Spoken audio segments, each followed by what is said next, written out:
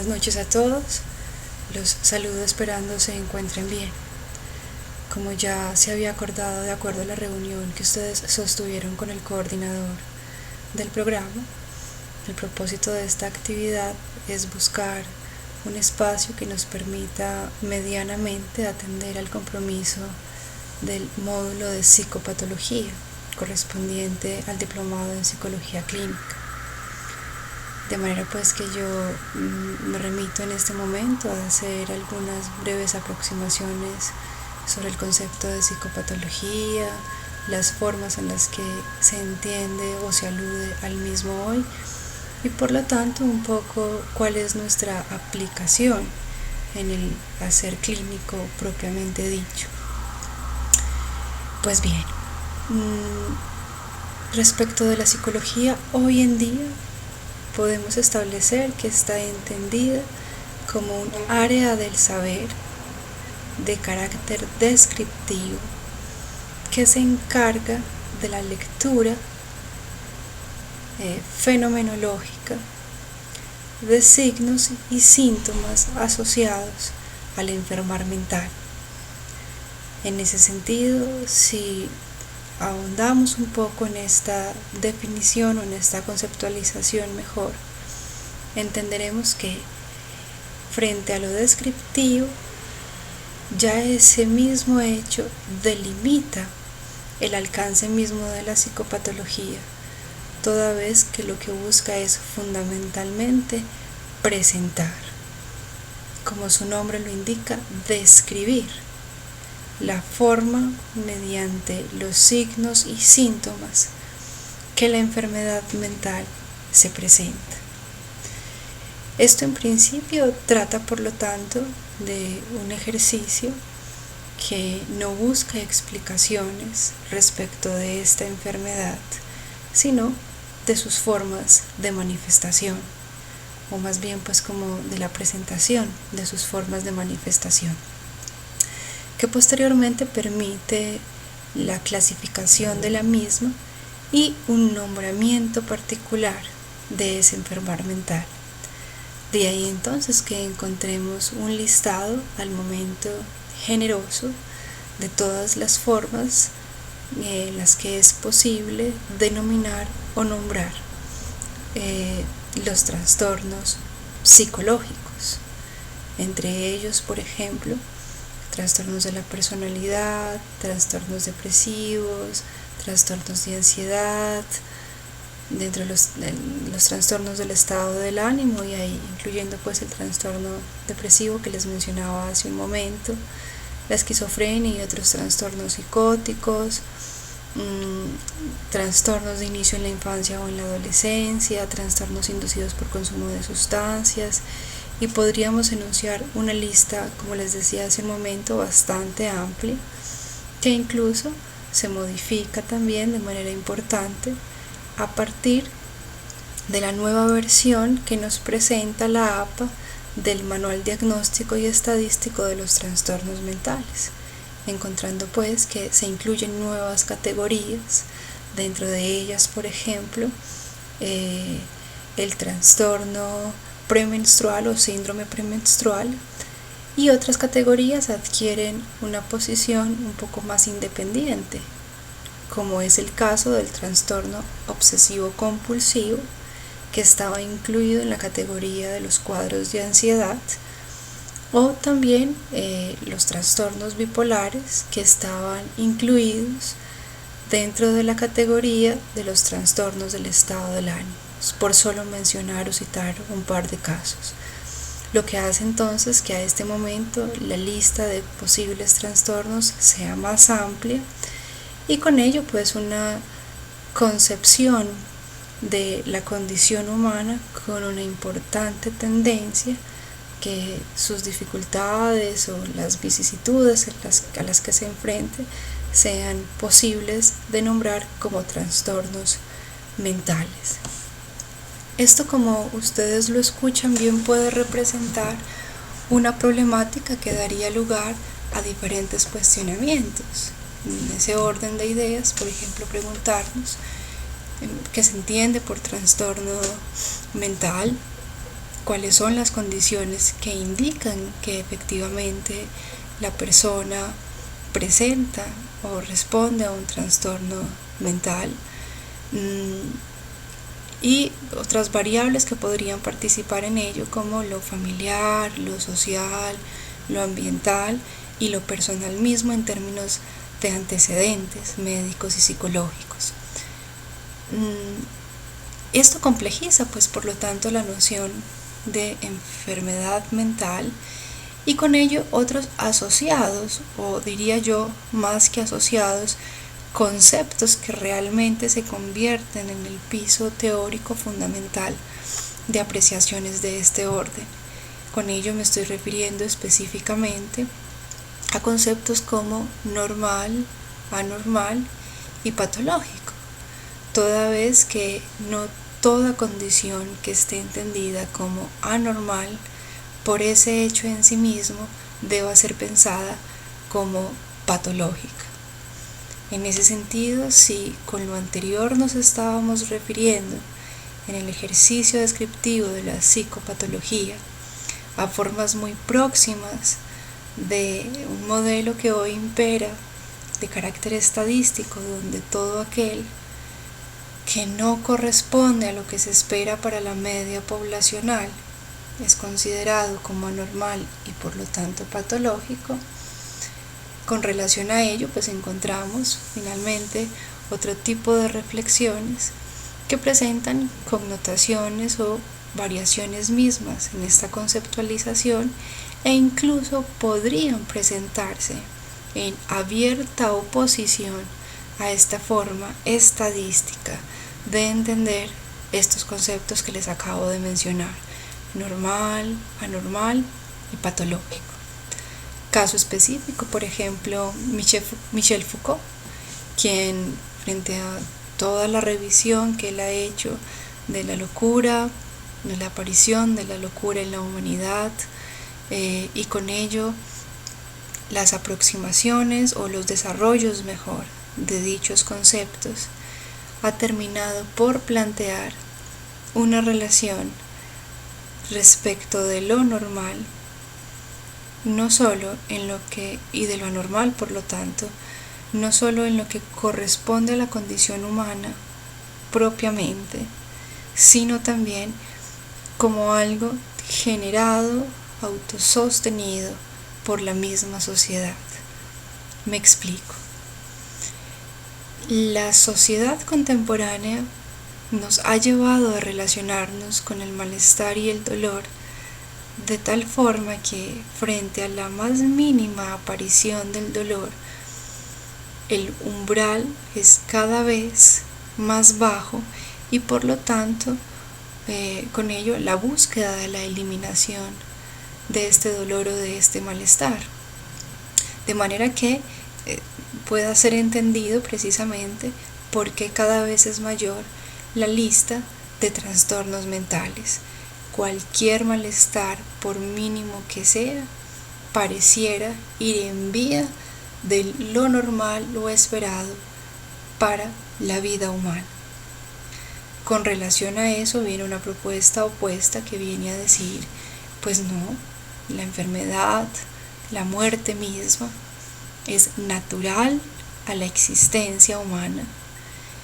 Asimismo, otras valoraciones respecto de la enfermedad,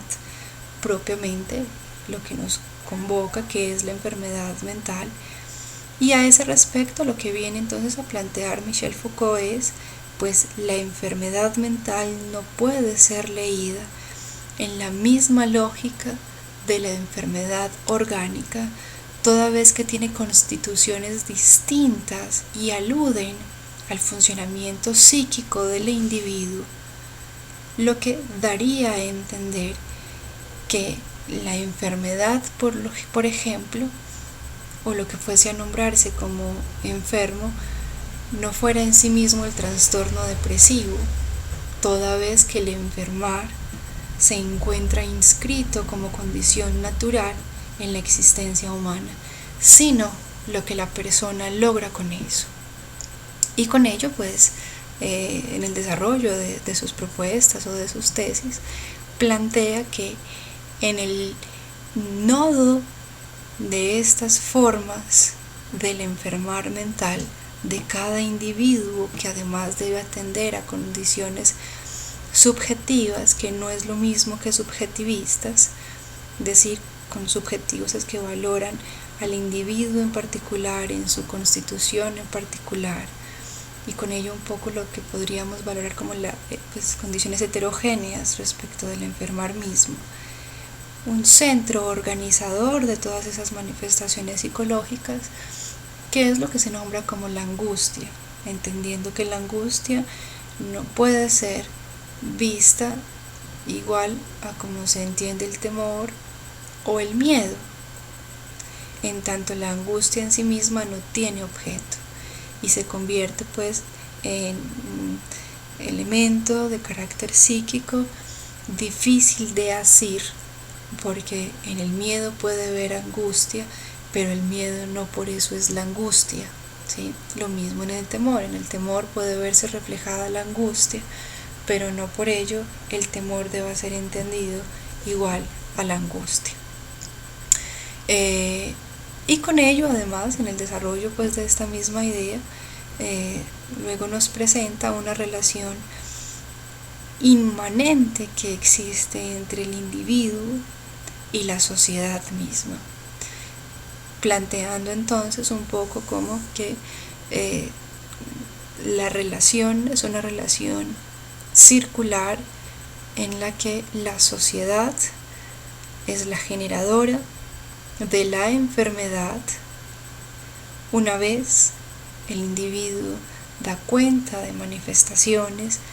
en términos de signos y síntomas que efectivamente evidencien que ha enfermado, la misma sociedad es la que se encarga de excluirlo.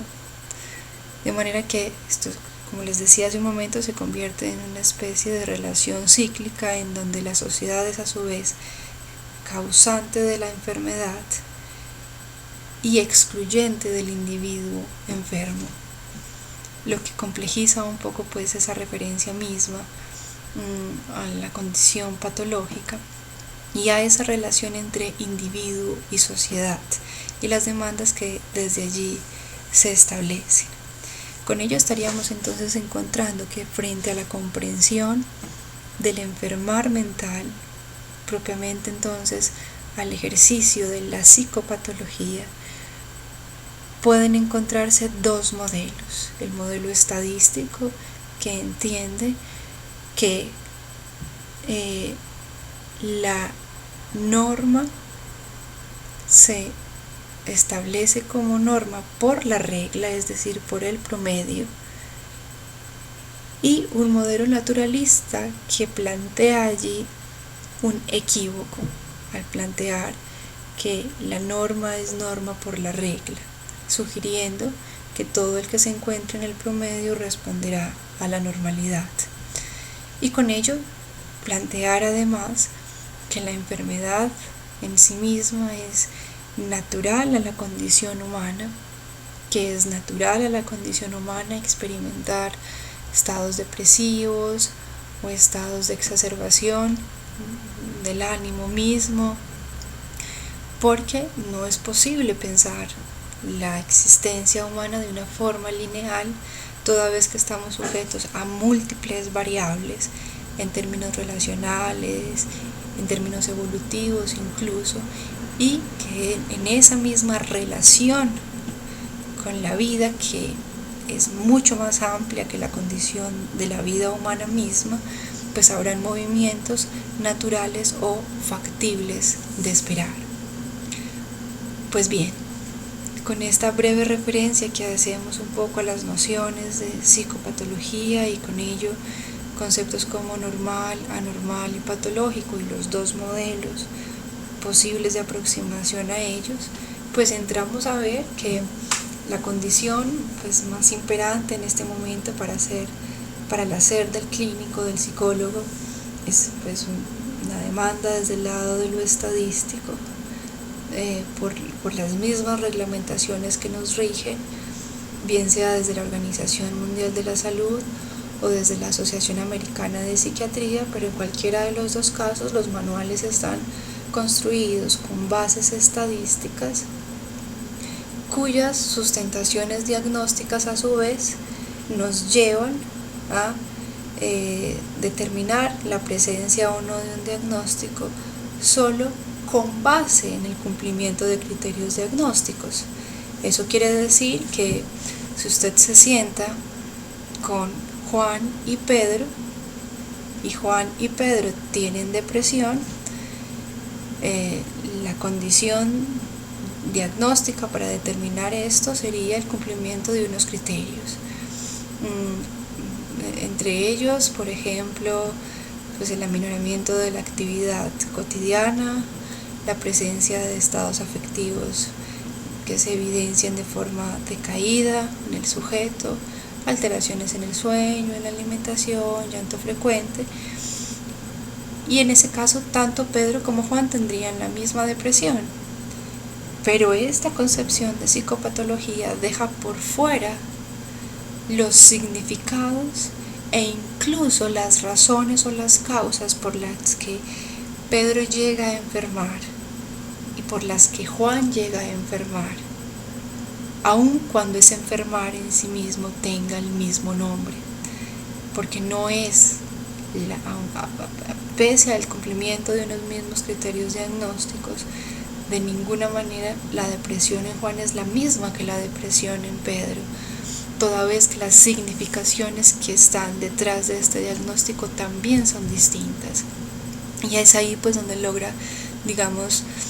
aterrizarse un poco la idea, o mejor la referencia que hace Foucault a conceptos como la angustia, que sería pues un elemento importante y relevante revisar en condiciones diagnósticas como las que acabamos de mencionar. Los casos que yo les sugerí revisar para este ejercicio, si ustedes se fijan, están claramente construidos desde la propuesta del modelo estadístico, del modelo puramente descriptivo, que lo que hace es una relación entre lo que el caso presenta y con ello el cumplimiento o no de los criterios diagnósticos que propone el DSM, bien para el trastorno depresivo, bien para el trastorno de identidad disociativa. Tras el cumplimiento de estos criterios diagnósticos se llega a una conclusión y es si tiene o no tiene el trastorno. La tarea nuestra, la tarea del hacer del psicólogo es trascender estas nociones, establecer relaciones más amplias, no llegar a un ejercicio diagnóstico basados exclusivamente en el cumplimiento o no de criterios diagnósticos e incluir en ello otras variables como por ejemplo la realización del examen del estado mental, que nos permita entender en principio el funcionamiento psicológico global del paciente, la relación con antecedentes personales y familiares, médicos y psicológicos significativos, una amplia reconstrucción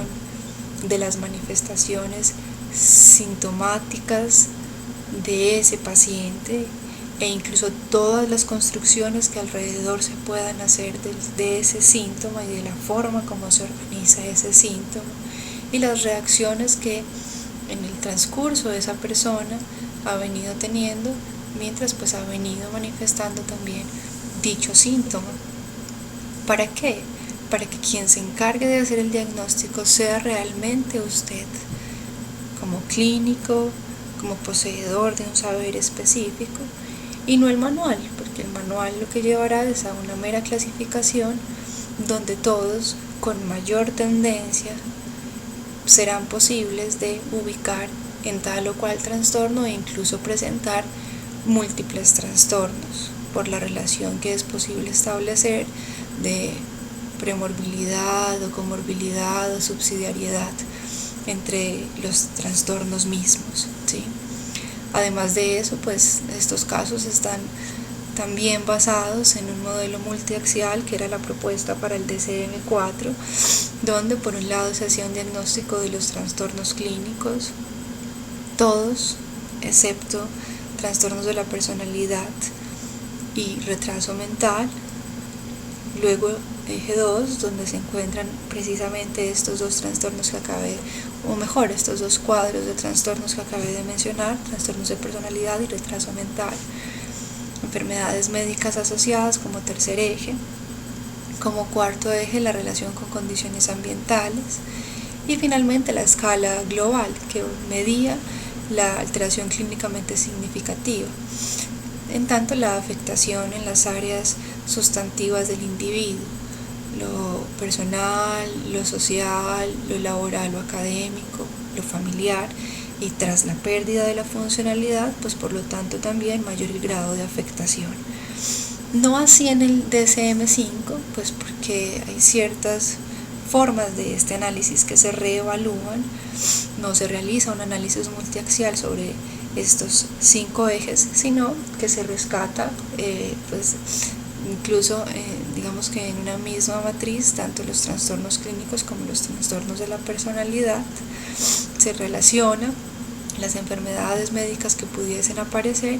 y con ello pues también naturalmente las condiciones ambientales. E incluso se reevalúa también la escala tratando de identificar una escala de mayor confiabilidad, ¿sí?